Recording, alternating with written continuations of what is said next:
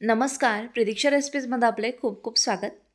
गणपती बाप्पासाठी आज मी मस्त तुमच्याबरोबर कलाकंद मोदकची रेसिपी शेअर करणार आहे.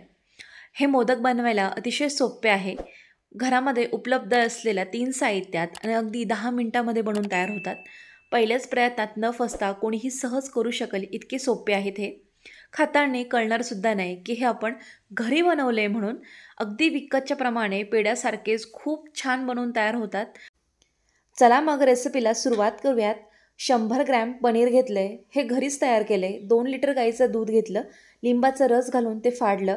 त्यानंतर त्याचा छेना एका कपड्यामध्ये जमा केला. स्वच्छ धुवून घेतला 2 पाण्याने, कारण लिंबाच्या रसाचा आंबट चव आपल्याला नको आहे. त्यामुळे स्वच्छ पनीर धुवून घ्यायचं. त्यानंतर ते सेट केलं आणि त्याचे असे काप करून घेतले.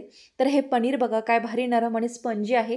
विकतच्यापेक्षा घरी तयार केलेलं पनीर जे आहे ना, ते कधीही क्वालिटीनी बेस्ट असतं. त्यामुळे शक्यतो घरी पनीर तयार करा. आणि आता हे पनीरचे तुकडे करून आपण मिक्सरला छान बारीक दळून घेणार आहोत. जरासं जाडसर टेक्स्चर ठेवलं आहे मी याचं, कारण मला कलाकंद चं जसं टेक्स्चर असतं तसं हवं आहे. पण याची अगदी बारीक पेस्ट झाली ना तरीसुद्धा चालेल, काहीच हरकत नाही. त्याचेसुद्धा मोदक खूप छान होतात.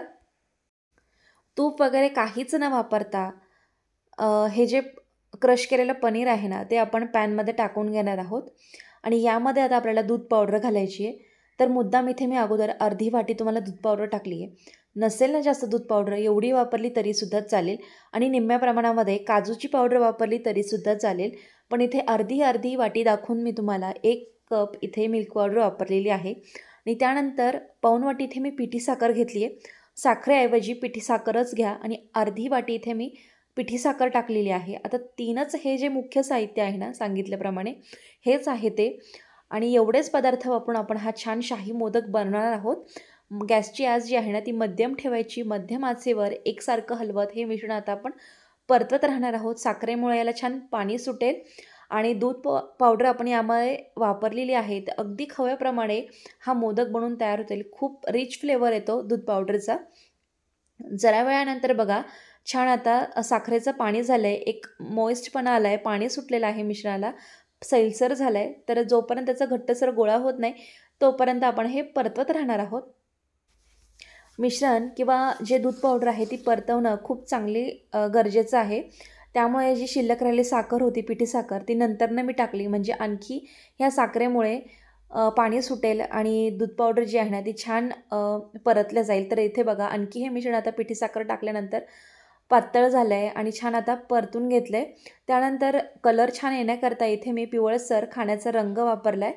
कुठलाही आवडीचा कलर तुम्ही घेऊ शकता, लाल, गुलाबी, हिरवा, किंवा कलर नाही घातला ना तरीसुद्धा चालेल. फक्त हे दिसण्यासाठी इथे मी कलर वापरला आहे. चांगलं मिक्स करून घेतलं आणि मिश्रण जे आहे ना ते बघा आता घट्टसर होत आलं आहे. पॅनपासून असं सुटायला पाहिजे. तर परफेक्ट टेक्स्चरचं इथे आता मिश्रण तयारच होत आलं आहे. एखाद मिनटासाठी आणखी परतून घेते. तर इथे बघा आता हे मिश्रण तयार झालं आहे. गॅस बंद केला. गार्निशिंग म्हणून किंवा मोदक छान शाही दिसावे याकरता मी टुटी फ्रुटीचे काप अगदी बारीक करून यामध्ये टाकलेत.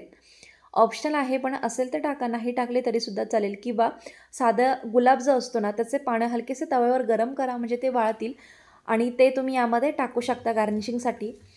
तर हे मिश्रण आता एका प्लेटमध्ये ओतून हलकंसं थंड करून घेतले. कोमट असतानाच आपल्याला याचे मोदक वळवून घ्यायचे.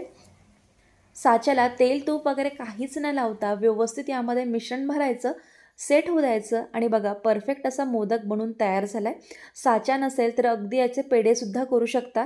तुम्हाला एक खूप छान टिप देते ह्या रेसिपीसाठी.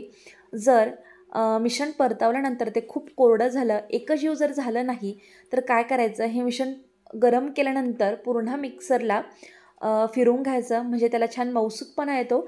आणि बाइंडिंग होत नसेल तर एखाद चमचा तूप आणि जरासं दूध घालून हे मळून घ्या, तरीसुद्धा ह्याचे मोदक मग बनतात. जर ते मिश्रण जर वाळलं किंवा पनीरचं जे आपण दळून घेतलेलं आहे पनीर, तर जर ते कडक झालं तर तुम्ही ही टिप नक्की फॉलो करा. आणि अशाच पद्धतीने साच्यामध्ये सर्व मोदक इथे मी तयार करून घेतलेत. बरोबर एवढ्या प्रमाणामध्ये 21 मोदक तयार झाले आणि इतकं मिश्रण इथे शिल्लक राहिलेलं आहे हे तुम्हाला मी दाखवते. प्रमाण अगदी योग्य आहे. साचा जर छोटा वापरला तर 21 मोदक परफेक्ट होतात. कमी साहित्यात अगदी शाही घरच्या घरी मोदक बनवून तयार होतात. रेसिपी नक्की करून बघा. कशी झाली हे कमेंटद्वारे कळवा. तसेच व्हिडिओ आवडल्यास रेसिपीला लाईक करा, शेअर करा, चॅनल सबस्क्राईब करा. पुन्हा भेटूया अशी का छानशा मस्त नवीन रेसिपीबरोबर. व्हिडिओ बघितल्याबद्दल तुमचे खूप खूप धन्यवाद.